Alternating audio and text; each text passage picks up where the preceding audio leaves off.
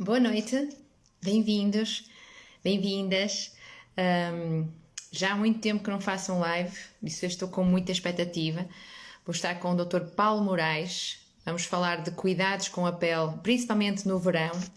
E também, obviamente, vou orientar um bocadinho, vamos orientar um bocadinho para o meu público-alvo, que são as grávidas, os cuidados que estas devem ter com a pele. Obrigada. Partilhem, convidem mais pessoas para virem participar neste live, colocar questões ao Dr. Paulo Moraes, ok? Aqui. E aproveitem. Olá, Catarina, bem-vinda. Aproveitem também para se inscreverem. Vão lá no meu link, vejam lá a minha. Bem-vinda, Cristiana. Dr. Paulo, bem-vindo. Para se inscreverem nas minhas aulas. Dr. Paulo já está aqui.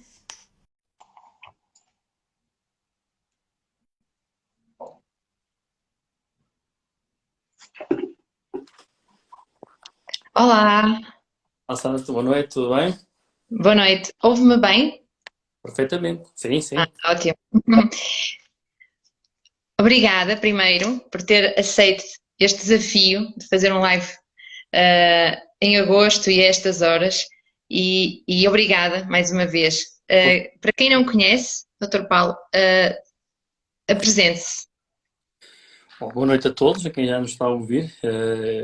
O meu nome é Paulo Moraes, sou dermatologista, exerço funções no Norte, na zona do Porto, Amarante, portanto, no Douro Litoral, e faço apenas prática privada neste momento apesar de ter interesse por todas as áreas da dermatologia, tenho especial interesse pela dermatologia pediátrica, pela cirúrgica, algumas patologias como a psoríase, rosácea, acne, também são mais do meu interesse. E depois a dermoestética também é uma parte importante do meu dia a dia. Boa. Hoje vamos, como estamos em pleno verão, vamos direcionar mais o nosso tema para as questões relativas ao verão, que também eu vi que tem no seu Instagram bastantes posts relativos a isso. Exatamente, exatamente.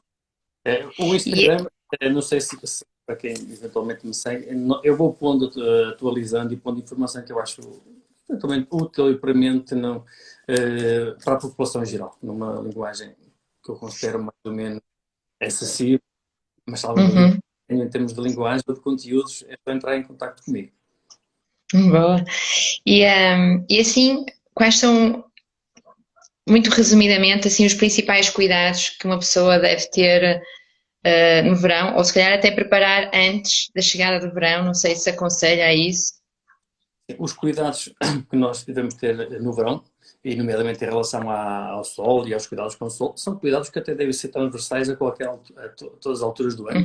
Uhum, Logo que exista sol, há sempre a noção e a preocupação eh, é mais sempre na altura do período estival, no verão, mas na verdade o sol existe todo o ano e nós estamos expostos ao sol na neve, na praia, no campo, nas atividades uhum. esportivas, lúdicas, ao ar livre e, portanto, se existe sol, devemos efetuar uma proteção solar adequada, quer com as medidas físicas, boné, chapéu, óculos de sol, roupa protetora, procurar sombras sempre possível e, obviamente, usar protetor solar diariamente, no mínimo um FPS superior a 30 e em grande parte dos doentes o 50 pode estar indicado e a sua reaplicação, não apenas por de manhã e esperar que esteja protegido todo o dia, reaplicado 2 em 2 horas, mas é importante pensar que o sol existe todo o ano, existem queimaduras solares por exemplo, no inverno na neve,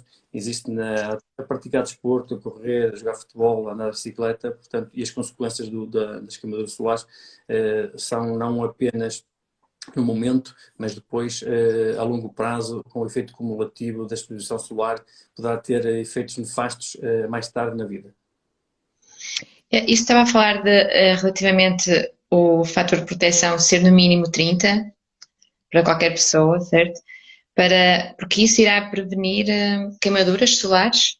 O princípio do desenvolvimento dos protetores solares, há muitos anos, há algumas décadas, foi inicialmente prevenir as queimaduras solares. Porque achava-se que a queimadura solar é que era aqui o importante, o efeito principal negativo do Sol.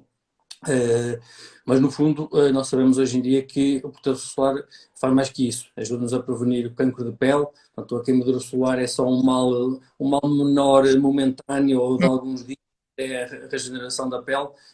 Os problemas advêm a longo prazo com as alterações genéticas, mutações que ocorrem na pele quando ocorre uma queimadura solar. E, portanto, o protetor solar previne cancro da pele, previne o envelhecimento da pele. Para quem se preocupa, então, as mulheres especialmente preocupam-se muito com o envelhecimento, previne o fotoenvelhecimento da pele e previne alergias solares, por exemplo, alguns tipos de dermatoses induzidas pelo sol ou reações alérgicas induzidas, por exemplo, quando tomamos alguns medicamentos e nos expomos ao sol. Portanto, o protetor solar é importante. Previne a queimadura solar, o protetor, porque o que o protetor faz, quando nós formamos um PS30, quer dizer que um doente, o que é que isto quer dizer? Isto é determinado em laboratório. Quer dizer que um doente que, por exemplo, é exposto à radiação ultravioleta, se fica vermelho, okay, se induz eritema na pele após 10 minutos, usando um protetor solar 30 vai demorar 30 vezes mais tempo, vai demorar 300 minutos. Okay? Horas. E, portanto, vai aumentar aqui o nosso limiar para queimarmos, para apanharmos o escaldão, mas como eu referia previamente, não esperar que a pôr o protetor solar e uma vez ao dia e ele vai prevenir o escaldão. Portanto, 2 em 2 horas, devemos sempre que formos à água, sempre que transpirarmos ou fizermos exercício físico, sempre que nos secarmos com a toalha, o protetor solar vai perdendo eficácia. Então temos que, apesar de alguns protetores solares referirem que são resistentes à água, em laboratório é uma coisa, de facto, a determinação desta resistência à água, mas no dia a dia, na prática, depois na praia ou no campo, na piscina, depois o protetor solar não vai ter essa resistência à água conforme mensurado em laboratório, portanto recomendamos 2 em 2 horas. E também é importante, não o que muita gente faz, pôr chegar à praia e depois vai logo para a água e o protetor solar não vai atuar, não vai fazer nada. Portanto, aplicar o protetor solar em casa ainda, cerca de 15 a 30 minutos perdão, antes da exposição solar, para permitir que haja uma atuação do mesmo. Mesmo que as pessoas se desloquem à praia nas ditas horas não perigosas, convém sempre ter esse cuidado. Sim, sim. É claro que entre as 1 e as 17 horas são horas nós pensamos vermelhas ou perigosas, mas é muito mais seguro nós temos hábitos de convivência com o sol antes das 11, depois das 17 horas. Nós vamos dizer quando a nossa sombra é maior que nós, quando o sol está mais na tangencial, mas mesmo assim convém usar o protetor solar, sim. Por mais não seja as questões de envelhecimento, falou há pouco. Não for pelo canto, eu acho que é o mais experimente, mas... E claro, claro. Mas eu percebi esse tom. E há doenças que estão mais, que devem ter mais cuidado em relação ao sol. Sim, há dias, de facto, que agravam com o sol, não é? Do ano, as estudantes têm que evitar, ou quando há exposição solar, devem, além da proteção solar, com o protetor solar. O protetor solar é apenas um dos passos dos hábitos de fotoproteção. Portanto, como a forma referia, roupas, óculos de sol, chapéus, horas, a procura das sombras, portanto, o protetor solar é apenas mais um complemento. Mas quem tem algumas patologias, como por exemplo a rosácea, quem tem lúpus, dermatomiosite, porfiria, cutânea tarda, há algumas doenças de pele que nitidamente agravam com a exposição solar e ter cuidado e mais hábitos e melhores hábitos de fotoproteção nestes casos. Ok. Pessoal que tenham estas doenças, falem com o Dr. Paulo para vos ajudar nesse sentido. E quando temos uma queimadura solar, como é que devemos proceder? Quais são assim os... É evitar que ocorra a queimadura solar, mas se infelizmente ela ocorreu, para já devemos bloquear ou terminar a nossa exposição solar, não agravar ainda mais o problema, usar roupa protetora leve, suave, para cobrir zonas queimadas ou com escaldão. Banhos em água fria, aplicação de compressas embebidas em água fria ajuda a acalmar o desconforto, o calor, a inflamação, o edema. Muitas vezes é útil a aplicação, por exemplo, de um corticoide tópico em creme, a aplicação de produtos os hidratantes é essencial, Uhum. e a repetição da hidratação até a regeneração total da pele, e alguns hidratantes, por exemplo, com aloe vera, podem ser mais calmantes. Evitar sempre produtos que tenham anestésico tópicos, alguns componentes que podem ser irritativos ou desencadear alergias quando aplicados topicamente, nomeadamente antihistamínicos tópicos, por exemplo. E às vezes é preciso tomar anti-inflamatórios para aliviar a dor, a inflamação, o desconforto, mas apesar de, passado alguns dias, mesmo nos casos em que se formam bolhas, por exemplo, queimaduras mais grandes, no grau, a queimadura solar ficou debelada, conforme também já mencionei, isto é um mal menor. Cada agressão na pele, cada queimadura solar poderá, não quer dizer que tenha, mas poderá vir a ter, e aumenta muito o risco de vir a ter futuramente problemas relacionados com carcinogénicos, com o cancro da pele. Preste muita atenção. Ok, muito bem. E agora, eu não sei se tem aqui, está aqui uma questão, acho que é para si, doutor. Está-se a seguir por si muito bem, está a elogiá-lo. Oh, Boa. bem, Deixa-me ver o nome aqui para trás. É a Joana, muito bem. Obrigada, Joana. bem. Eu não sei se nós fomos falando, eu não sei se há alguém mais com alguma questão em relação a este tema. De facto, quando falamos do Sol, desculpe, Sandra, de interromper, obviamente o Sol tem muitos pontos positivos. Há pouca gente, provavelmente, que não gosta do Sol. O Sol é essencial para a vida na Terra e é essencial para o ser humano existir na Terra, para o nosso bem-estar psicológico. Portanto, aliás, há uma forma de perturbar depressiva, sazonal, até que melhora com a exposição solar, com o sol. O sol ajuda a produção de melatonina, de endorfinas, que são excelentes para o nosso bem-estar. O sol também melhora algumas doenças da pele. Nós podemos usar o sol com moderação, obviamente, para a melhoria da psoríase. A psoríase melhora com a exposição solar, devido ao efeito imunomodulador anti-inflamatório da radiação ultravioleta.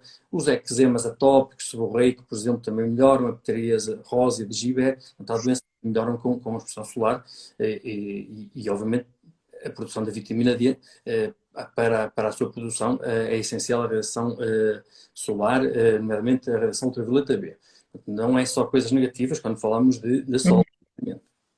Claro, o sol tem inúmeras vantagens. O que queremos aqui mais é alertar para esses cuidados que devem ter, tendo essas. Ter a parte boa da exposição solar sem apanhar Claro. as consequências. Não é só então o cancro da pele, não é só o envelhecimento, o aparecimento de manchas, por exemplo, de melasma, que muito desagrada especialmente o sexo feminino, o agravamento das tais doenças que falamos previamente.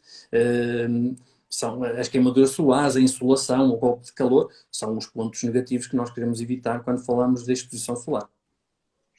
Muito obrigada. E relativamente, que é a parte com população que eu mais trabalho, que é as grávidas, nós também sabemos que os tecidos delas se alteram, não é? Para preparar para o parto, e isso também se verifica na pele, não é? Obviamente. E gostava que falasse assim um bocadinho mais em termos desta população especial, agora, que são as grávidas, que cuidados é que elas devem ter, o que é que acontece na pele delas que é normal e aquilo que devem fazer. Ok, é assim, de facto, mais de 90% das mulheres grávidas perdão, vão sofrer alterações a nível cutâneo, a nível da pele, do cabelo, das unhas. A maior parte são alterações fisiológicas, alterações expectáveis das mulheres, nomeadamente escurecimento, de camilos, areolas, da linha mediana do abdômen, da linha negra, o escurecimento da região genital, este escurecimento e até modificação ou escurecimento de alguns sinais cutâneos, ocorrem com muitíssima frequência. Outro aspecto que é comum, que pode acontecer até 3/4 das mulheres, é o aparecimento chamado melasma, o chamado pano da gravidez, que ou melhora a posteriori, mas em muitos casos necessita de tratamento dirigido. Depois pode haver alterações, por exemplo, o aumento da pilosidade em zonas consideradas, digamos, masculinas, chamado hirsutismo, durante a gravidez. Pode haver queda de cabelo, também muito comum nos primeiros 3, 6 meses após a gravidez, o chamado eflúvio telogénico gravídico. O edema, o inchaço dos membros inferiores, que muitas vezes acontece, especialmente no terceiro trimestre da gravidez, quando a barriguinha está um bocadinho maior, pode levar, por exemplo, ao agravamento ou ao aparecimento de dilatações das veias, portanto, de varizes. Portanto, é essencial, sempre que possível, repouso, drenagem postural, uso de meias elásticas, evitar passar muito tempo de pé. E as níveis de estrias gravídicas, que afetam, perdão, quase 80% a 90% das mulheres grávidas, especialmente a partir do terceiro trimestre, quando a barriga está maior, a distensão dos tecidos é maior.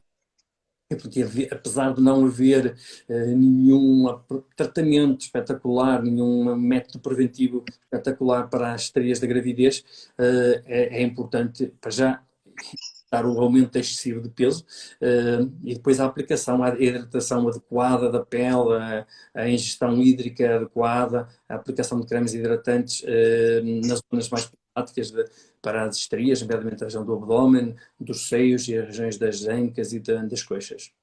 E depois há aspectos esperados, fisiológicos, mas depois há doenças, por exemplo, que aparecem na gravidez, são específicas da gravidez, menos comuns. Por exemplo, a erupção polimorfa da gravidez, que aparece na região abdominal, na zona das estrias, com muita comichão. O pemphigoide gestacional, que é uma patologia com formação de bolhas, que também é menos frequente. A erupção atópica da gravidez, por exemplo, ou a fase intrahepática da gravidez. Então, são doenças específicas da gravidez, algumas delas com eventual implicação no fetal, no parto, ou risco de prematuridade associado. Fiquei curiosa, qual que pode causar essa prematuridade? Por exemplo, estas dermatoses específicas da gravidez, né, a hepática da gravidez, erupção atópica, não é uma situação muito benigna, mas, por exemplo, o pemphigoide gestacional e a colopatose intrahepática são dermatoses específicas da gravidez um bocadinho mais importantes em termos de desenvolvimento e depois de parto mais prematuro, digamos. Ok. E falou em relação às estrias, de colocar o creme. Há assim algum creme que tenha que ter na composição que seja indicado? Em termos de evidência científica, na verdade, não existe, e nós baseamos-nos muito em termos científicos em graus de evidência, e não existe nenhum creme evidentemente eficaz. Portanto, e há muito pouca evidência científica em termos de tratamentos preventivos ou de tratamento das estrias publicados na literatura no que concerne a cremes atópicos. Há, de facto, alguns produtos testados com componentes que podem ser úteis, nomeadamente que contenham centelha asiática, que contenham extrato de alguns óleos vegetais, que contenham óleo de rosa de mosqueta, alguns antioxidantes. Aliás, eu tenho, se fizerem um scroll down, se procurarem no meu feed, tenho 3 posts em relação a este tema de estrias, da gravidez, e eu menciono alguns dos cremes que foram testados e que mostraram alguns resultados, eficácia eventualmente reduzida e em alguns casos incerta, mas com melhoria da textura, das estrias, do aspecto visual, e redução, maior solubilidade da pele e redução das estrias comparativamente ao lado de controlo, no caso destes cremes que eu menciono aí no post, no feed, que foram testados e avaliados. Alguns foram testados, por exemplo, numa metade do abdômen, aplicando, noutra não aplicando, uma melhoria. Viram-se diferenças? Exatamente, eu posso mencionar, podem ver no post, portanto, os quatro que têm alguns ensaios clínicos, ok? Sempre com Uhum. quantidade de indivíduos e estudos não com excelente qualidade metodológica, mas, por exemplo, o Isdin Human, o BioOil, o Trofolastin e o Mederma Antistrias, por exemplo, foram quatro que foram testados e que podem ter algum interesse, mas obviamente o melhor é não ter estrias, é não haver tendência para estrias, porque depois o seu tratamento, o seu manuseamento, a posteriori no pós-parto, é difícil. Valemos de tecnologias como lasers, como microagulhamento, como radiofrequência, pílula, etc. E podemos obter melhoria, mas não quer dizer que seja uma melhoria a 100%. Eu vi no seu perfil, relativamente a esse skincare, os componentes seguros na gravidez que mencionava, e, e estavam lá alguns que achei bastante interessantes, por isso aconselho a ir ver relativamente à pele seca, ao acne. Isso. Infelizmente a gravidez é uma fase excelente da vida da mulher e do casal, mas no que diz respeito a algumas doenças da pele, acabamos por ter em termos de abordagem terapêutica, podemos ficar um bocadinho limitados em termos daquilo que podemos oferecer, porque alguns Pois, produtos tópicos, quer sistémicos, e mesmo técnicas, metodologias de tratamento que estão indicadas na gravidez. E, portanto, temos que nos valer nesse posto do skincare, mencionar alguns produtos que podem ser, que são seguros na gravidez, claro. quanto à acne, da rosácea, da melasma, por exemplo, da pele seca, ok? Uhum, boa. Sempre com cuidado da pele, sempre beber água, certo? Beber, Maior parte. hidratar. Não é só a pele, por dentro.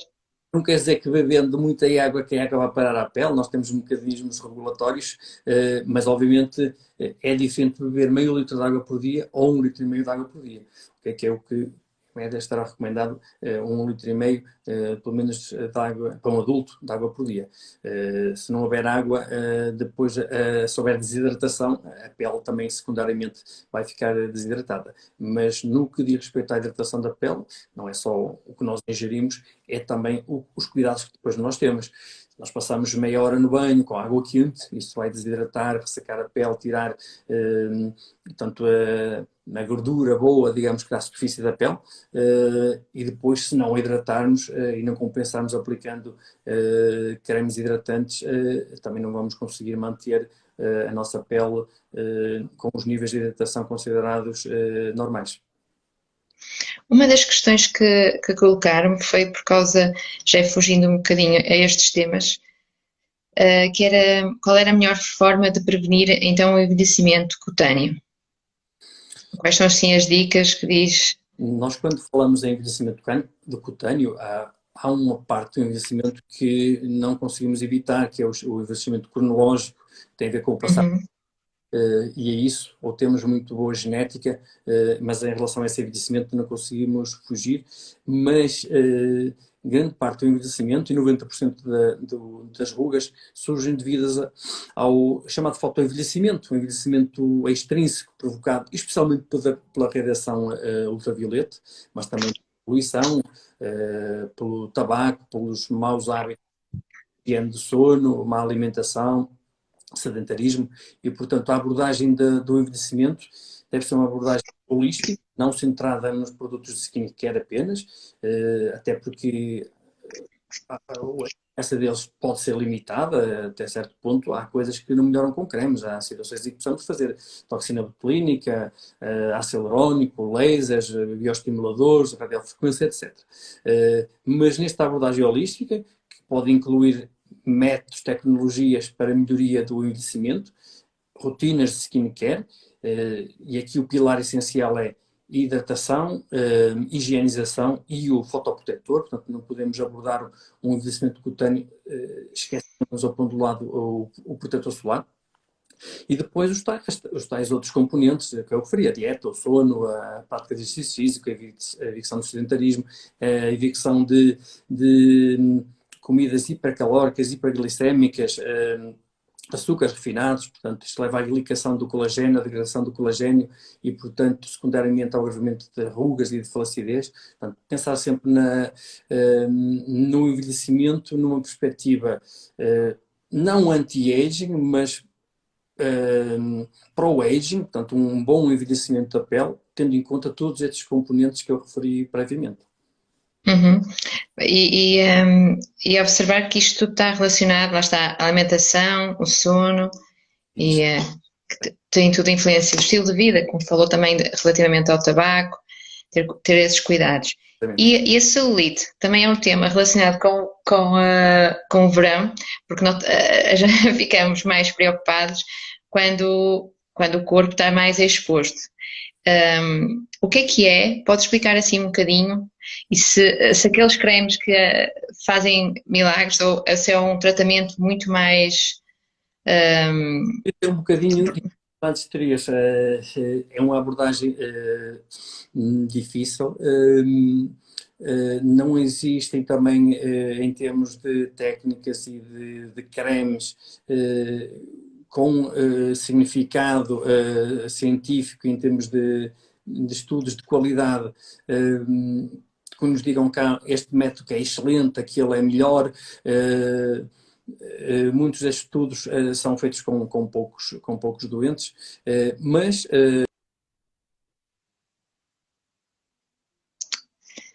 Eu deixei de ouvir o doutor. Serão os meus fones? Ah, serei eu? Estão a ouvir vocês? Ok. Agora sim. A ingestão hídrica, drenagem linfática, aqui a fisioterapia, a dermatofuncional é útil muitas vezes na melhoria. Uhum. Existem técnicas, desde lasers, desde radiofrequência, técnicas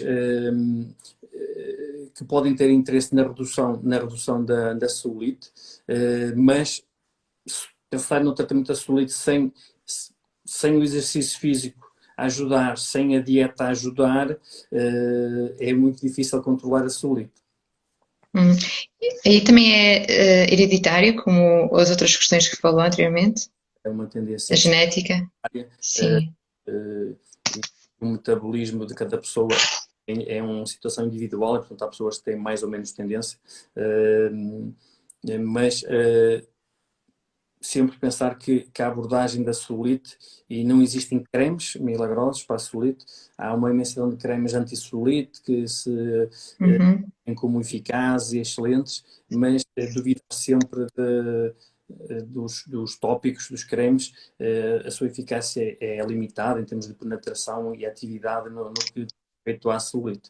Não existe nenhum creme que consiga destruir aquele que fazem com que se fique com aquele aspecto de pele de laranja. Isso é impensável num tópico. Alguns podem produzir um bocadinho o edema, aquele aspecto visual à superfície, mas nada consegue resolver a celulite em termos de cremes.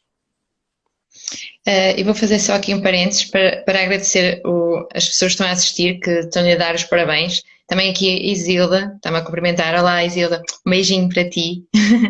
E aproveitar para ver aqui os comentários. Se alguém tem alguma questão, aproveitem, que o doutor Paulo à vossa disposição. E vou aproveitar, também sei que é uma área sua de interesse, que é com o sol, que cuidados principais devemos ter nas crianças? São diferentes ou... Para já as crianças pequenas, até aos 6 meses de vida, não devem ser expostas diretamente à radiação solar, em termos de maturidade do órgão pele, e este ainda não está preparado, digamos, para a exposição solar, e portanto, até aos 6 meses recomendamos evitar a exposição direta. Depois dos 2 anos, dos 6 meses e até aos 2 anos, com todo cuidado, usando protetores solares, idealmente minerais, são mais seguros na criança, embora cada vez mais existam protetores solares, mesmo orgânicos ou químicos, que se mostram seguros nesta faixa etária, mas mais do que até no adulto, a proteção solar é essencial, porque nós sabemos que uma queimadura solar com formação de bolhas na infância e na adolescência é suficiente para duplicar o risco de melanoma maligno mais tarde na vida.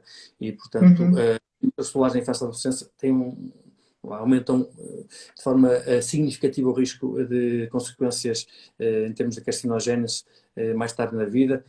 E, além do protetor solar, roupa protetora, existem muitas roupas com proteção ultravioleta para as crianças, que podem encontrar em grandes superfícies, nomeadamente em lojas desportivas, roupas, nomeadamente bonés, alguns deles até com proteção mais acentuada do pescoço, com aquelas palas que ajudam a proteger mais, bonés, chapéus, óculos de sol, pensar na criança e na fotoproteção da criança como um passo essencial para evitar males maiores depois mais tarde na vida. E habituar as crianças a isto, a proteger-se do sol, usar protetor solar no dia a dia, fará que mais tarde na vida tenhamos adultos com eles em relação ao sol e aos cuidados com o sol. Temos aqui uma questão de Manuela, que está a perguntar o que é queloide. Tenho genética para queloides? O que é queloide? São cicatrizes que nós podemos descansar com cicatrizes aberrantes, em que há uma produção, pode acontecer, por exemplo, espontaneamente, ou pode acontecer após remover uma lesão da pele, um sinal, em locais, por exemplo, de acne. Os queloides são mais comuns em indivíduos com fototipos altos, raça negra, e são mais comuns, por exemplo, no pavilhão auricular, portanto, no lobo da orelha, nos ombros, na região superior do tronco, peito, costas. Às vezes acontecem, por exemplo, na zona da cesariana. Digamos que queloides é uma cicatriz aberrante em que há uma produção excessiva de tecido cicatricial. As cicatrizes hipertróficas são parecidas, mas melhoram no primeiro ano de vida após se formar e cingem-se ao local, por exemplo, da cicatriz inicial. Quando falamos, por exemplo, em tirar um sinal, uma cicatriz hipertrófica segue mais ou menos a linha da cicatriz, mas melhorará nos primeiros meses de vida. O queloide persiste, é persistente e é um crescimento exponencial deste tecido fibroso que excede os limites, por exemplo, da cicatriz. Acho que Manuela ficou esclarecida, certo? Tem aqui agora outra questão: que cuidados podemos ter nas crianças com queratose pilar? Isso, no rosto. Situação relativamente comum. Nós ocorre, por exemplo, nas extensões dos braços, na face, nos flancos, talvez nas coxas, nos orifícios dos folículos pilosos há uma obstrução, digamos, a formação do rolhão de queratina. Muitas vezes isto pode acontecer e até uma característica bastante comum em crianças que têm tendência para a atopia, mas pode acontecer independentemente disso e pode até haver uma associação familiar de haver tendência para a queratose pilar. Muitas vezes melhora com a idade, por exemplo, a queratose pilar da face, mas queratose pilar, por exemplo, na face extensora do braço é uma situação muito comum. Aquele aspecto de pele áspera, rugosa, tipo pele de galinha, que melhora aplicando alguns produtos tópicos, cremes que contenham, por exemplo, ureia, lactato de sódio, lactato de amónio, que tenham algum agente que seja queratolítico, ou seja, alisante, entre aspas, melhora o aspecto visual da queratose pilar. Mirita Cardoso, espero que tenha esclarecido também. Foi assim? Foi, acho que sim. Ok, acho que não há aqui mais questões, vou só deslizar um bocadinho para trás, tá, acho que sim. Ok. E relativamente aos produtos com vitamina C, estava aqui a ver, um dos que... É um excelente tópico para a aplicação do seu efeito antioxidante, por exemplo. Pode fazer parte de uma rotina de skincare, um sérum com vitamina C ou um creme com vitamina C. É útil, por exemplo, aplicar de manhã um sérum com vitamina C antes do creme de dia, antes do protetor solar, para evitar o stress oxidativo, os radicais livres formados pela radiação ultravioleta, pela poluição. E é útil também em termos de proteção ou prevenção da degradação do colagênio. É útil na melhoria ou clareamento das manchas, do melasma. É cada vez mais um ingrediente incorporado em muitos dermocosméticos e que numa rotina de cuidados com a pele acho importante. E relativamente mais ao período da adolescência, hum, a questão do acne preocupa-me muito, não é? Há rapazes às vezes que têm a cara assim um bocado, ficam bastante massacrados. Há algum cuidado? A dieta também é importante. Em termos de cremes, o que é que aconselha? Eu acho que a acne é a patologia mais dermatológica mais comum, especialmente na adolescência, pode atingir até 85% dos adolescentes e jovens adultos. Embora possa existir acne mais tarde na vida, acne tardia, Uhum. 30, 40 anos, é uma situação muito comum e que aflige muito, especialmente as senhoras, numa fase em que devem estar a preocupar-se com as rugas e aos 40 anos têm acne tardia. Na verdade, a acne na adolescência, havendo uma glândula sebácea, havendo os androgénios a serem produzidos a partir da adolescência, acaba por ser um motor ou combustível para o aparecimento de gordura na pele, de seborreia, poros dilatados, formação de pontos negros e depois o aparecimento das lesões mais inflamatórias de acne. Há adolescentes que passam pela adolescência praticamente sem acne ou sem lesões evidentes de acne, mas há casos em que o acne é exuberante, afeta a qualidade de vida do doente, a autoimagem, nomeadamente numa fase da vida em que a construção da autoimagem e a socialização com os pares é tão importante como na adolescência. E há muitos casos em que a acne deixa cicatrizes exuberantes, deprimidas, atróficas, às vezes queloides, como falamos previamente, alterações da pigmentação da pele. Portanto, para prevenir a formação destas cicatrizes acneicas, há que abordar precocemente o acne quando começa a surgir e pode ser feito com muitas vezes começam-se por dermocosméticos, diferentes gamas que quase todos os laboratórios têm, podem ser suficientes numa fase inicial, mas quando as lesões já são exuberantes, é necessário a aplicação de produtos tópicos, medicamentos e, em muitos casos, tratamento oral.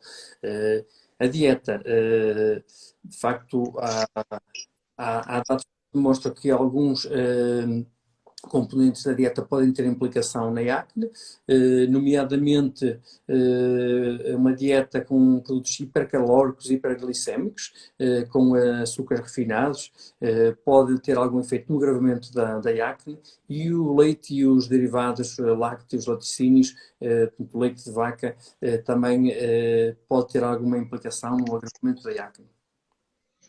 Obrigada. A doutora há pouco falou relativamente de um mito, mais ou menos, da água, da hidratação da pele.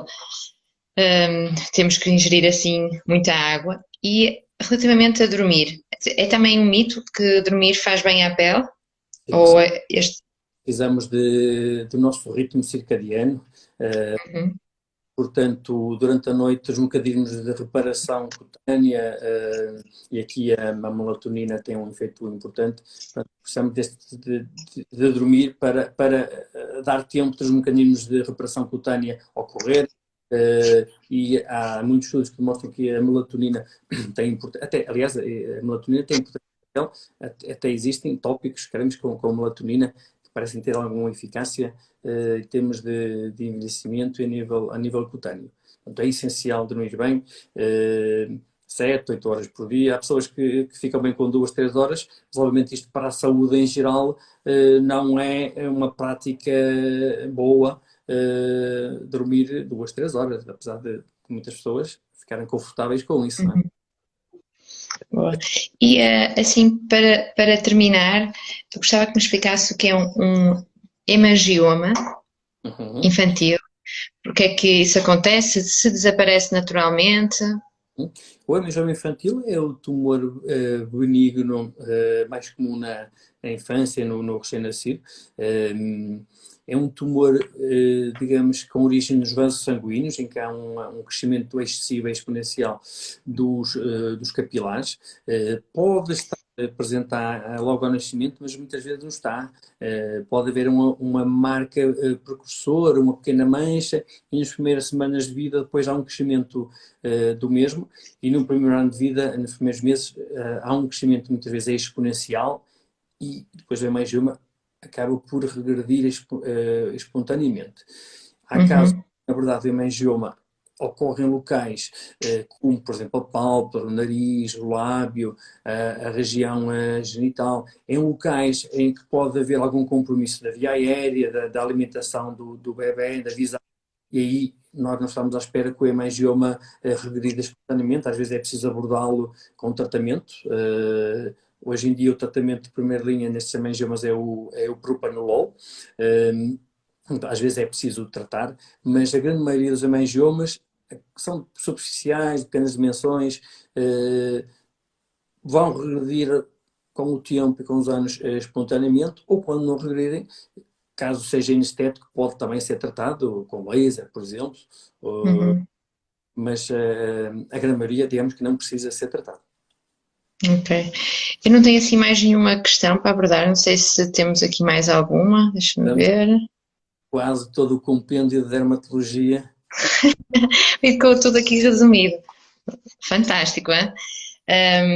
E quero então agradecer. Não sei se quer assim acrescentar mais alguma coisa que acha Eu, pertinente nestes temas. eu acho que foi aqui uma aula de dermatologia, de facto falamos nos assuntos mais importantes, nomeadamente nesta altura do ano, de proteção solar e cuidados com o sol. Pensar que em Portugal, em 2020, por exemplo, foram diagnosticados cerca de 13 mil casos de cancro da pele, dos quais cerca de 1000 melanomas malignos. O melanoma é um cancro de pele que pode ser mortal. Quando apanhado ou diagnosticado precocemente, a sobrevida aos 5 anos é 99% é elevadíssimo, quando precocemente diagnosticado, mas não diagnosticado atempadamente pode matar, é um cancro que tem capacidade de metastizar, de se espalhar, e portanto, essencial olharmos para a nossa pele, fazermos um autoexame, vermos se temos lesões cutâneas, e aqui, já agora posso mencionar os aspectos importantes que valorizar no sinal, portanto, a chamada regra do ABCDE, qualquer sinal que seja assimétrico, de bordos irregulares, com várias cores, ou muito negro, com diâmetro mais de 6 milímetros e que esteja a evoluir, alguma destas características esteja a modificar, pode ser um possível melanoma. Qualquer sinal que destoe do contexto, do padrão dos outros sinais, chamado patinho feio, pode ser um melanoma. E depois, qualquer lesão, isto aplica-se ao melanoma, mas há outros cancros de pele, o carcinoma espinocelular e vasocelular, que muitas vezes apresenta-se como uma pequena papulazinha saliente, vermelha, brilhante, com vasos à superfície, ou então uma ferida que não cicatriza, uma úlcera que não cicatriza, uma lesão com crustosa, com uma crosta que vem, vai, vem, vai. Portanto, todos estes aspectos são de valorizar, podemos estar presente um cancro da pele, e quanto mais precocemente for diagnosticado, maior é a taxa de cura do mesmo. Muito bem. Malta, está resumido, super importante. Estes números são assustadores e nós podemos intervir para evitar que isso aconteça, não é? Tendo esses cuidados.